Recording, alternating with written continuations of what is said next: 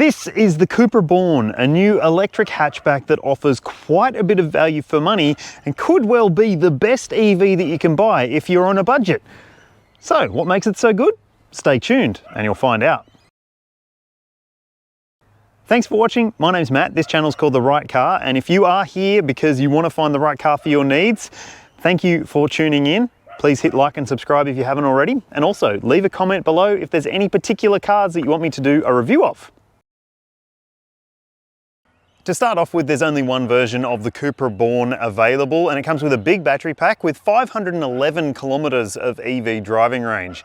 And it starts at $59,990 before on-road costs, and there are some optional packages which you can choose if you want to, but it does come pretty well equipped as standard, including LED lights. You've got 19-inch alloy wheels, and inside you've got a 12-inch touchscreen media system with wired Apple CarPlay and Android Auto, and a little digital display for the driver as well.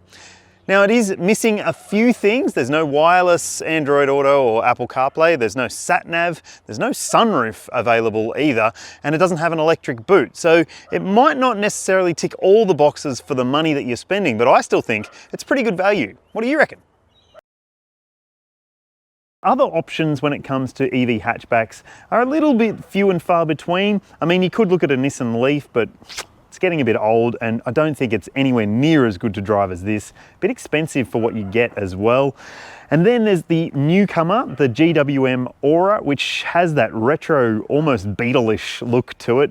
I reckon it's a fantastic little car, apart from the fact that it does have a very small boot, and it's also got less range, but it's also much more affordable. So if you can deal with 420 k's of range for the long range version of that vehicle, then you're going to be saving, well, more than 10 grand or so. So yeah, is the extra 80 k's of range worth that kind of money to you? I guess that depends on what you're going to be doing with your EV. But if you do want a hatchback with a lot of EV driving range, then you should be checking out the MG4 electric vehicle, which is a new hatchback from the brand, which offers a long range version for less money than this. It's $55,990 for that top spec version.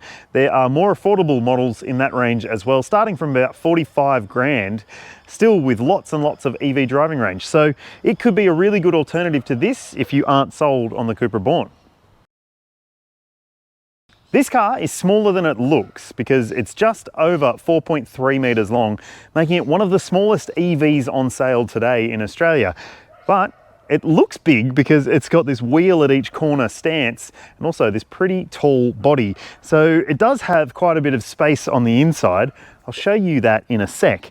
But first, let's check out the boot because there's a bit to talk about here too. So let's talk about boot space for the Cupra. You open it using the little Cupra badge there. It's 385 litres of cargo capacity, which isn't the biggest boot for an EV, but this isn't the biggest EV either. So you might find that it is big enough for your needs. I was fine with it. I could fit a pram and some shopping bags in here pretty easily, although you do have to contend with this charging bag, which is actually locked in place there a little bit so it doesn't move around too much. But there is no spare and there's no frunk, so you can't put that away somewhere else unless you just leave it at home, and then it won't be any use to you if you're out on the road and you need to charge.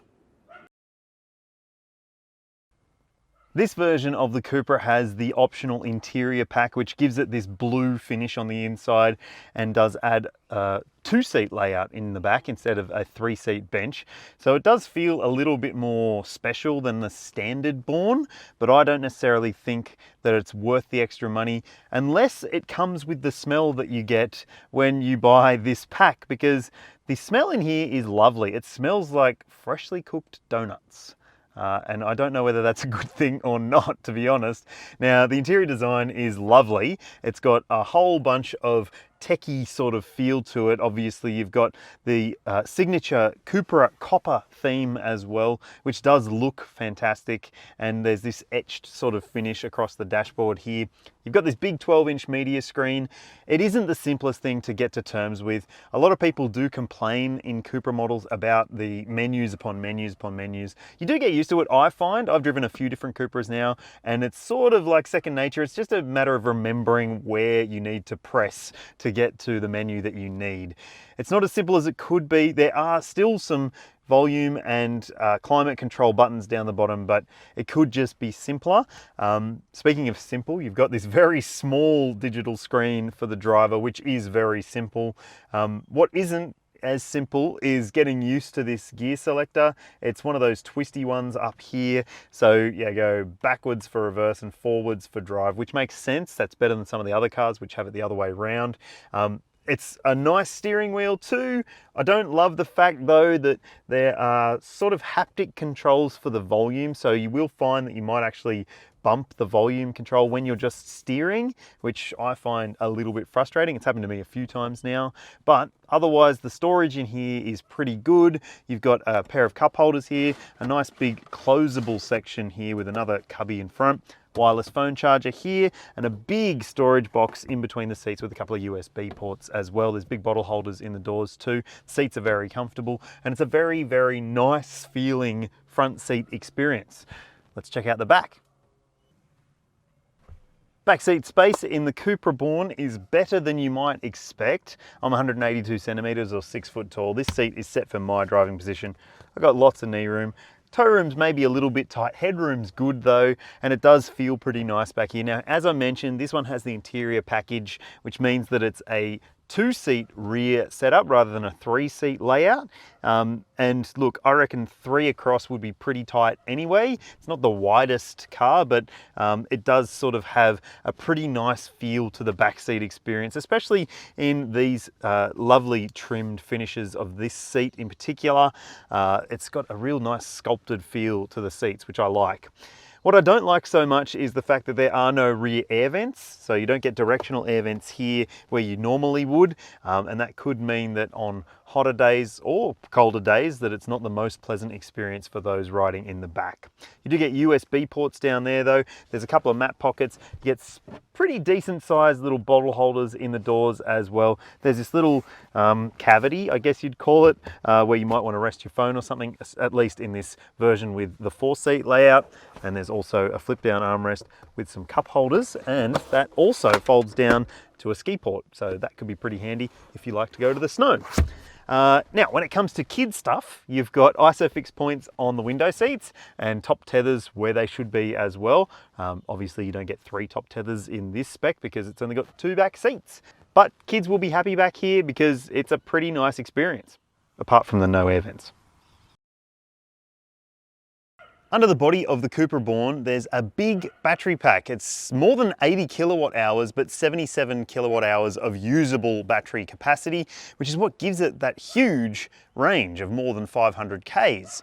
So it doesn't have a motor at the front axle. Instead, it's rear drive. So the electric motor's actually at the back axle, and it's got one of those EV transmissions, which is just like a single speed transmission. It's got a bit of a weird shifter on the inside too. Now it does have 170 kilowatts and 310 Newton meters, which isn't a huge amount of power for an EV, but it is more focused on range rather than outright performance. There is a performance version though if you want it, but both of them can only do 7 seconds, 0 to 100, which is still quick, and it's rear-wheel drive, so that counts for something. The Cupra Born has AC and DC charging, as you would expect. So the AC version can do up to 11 kilowatts. So if you have a home charger, then you should be able to recharge this vehicle if it's a 3-phase 11 kilowatt charger in about 8 hours or so. And if it's a 7 kilowatt charger, which is what most people have as a wall box at home, it will take a little bit longer, maybe up to about 12 hours.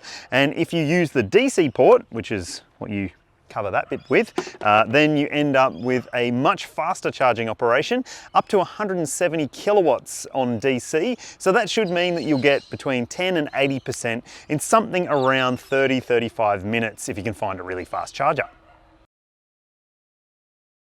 So does it have any sort of different characteristic that makes it, well, different to other EVs? Yes, it's rear-wheel drive, whereas most other EVs at this kind of money are front-wheel drive, and that means that it does have a different dynamism to it.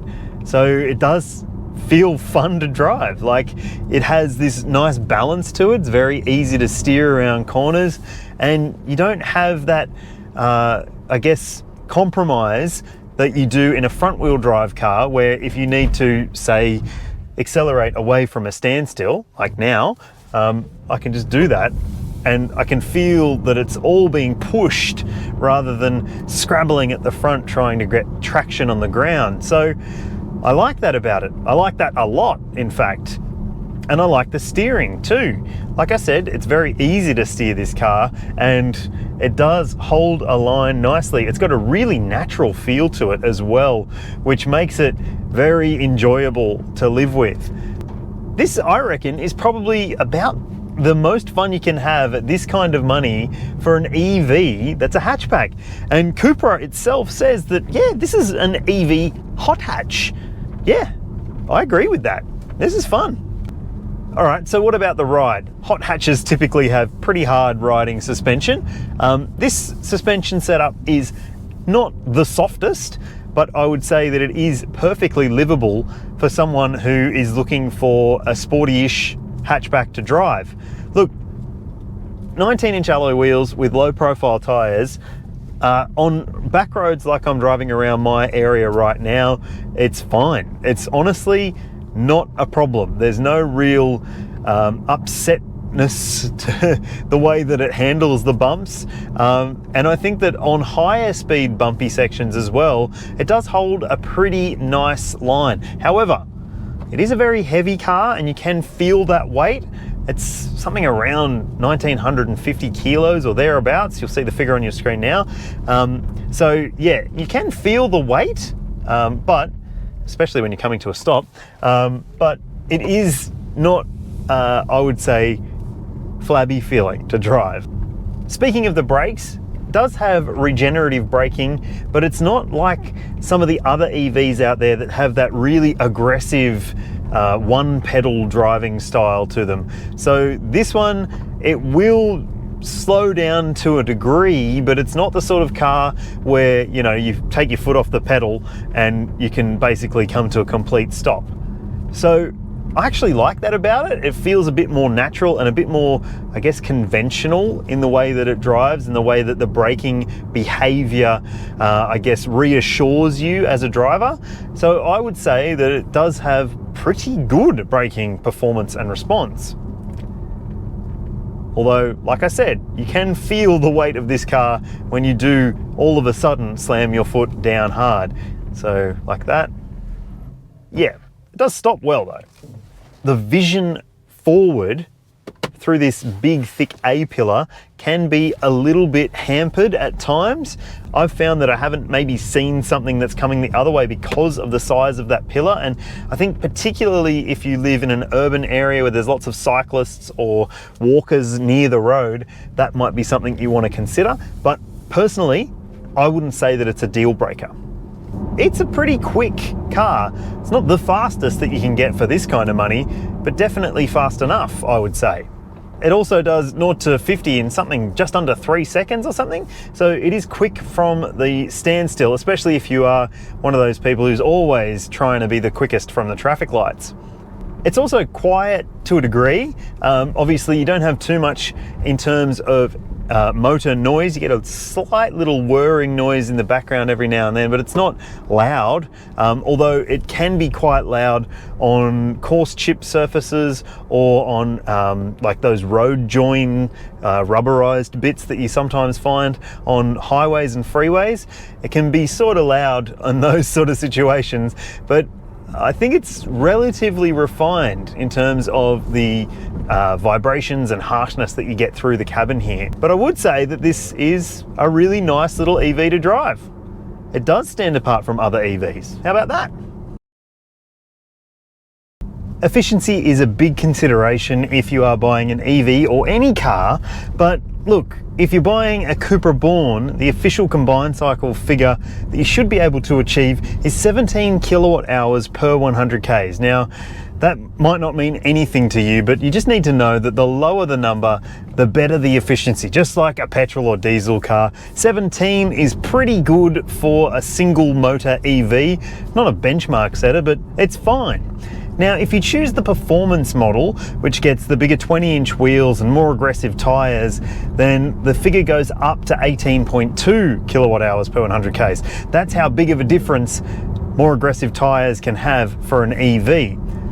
However, if you're wondering what I've seen during my week with this car, you'll see that figure on your screen now.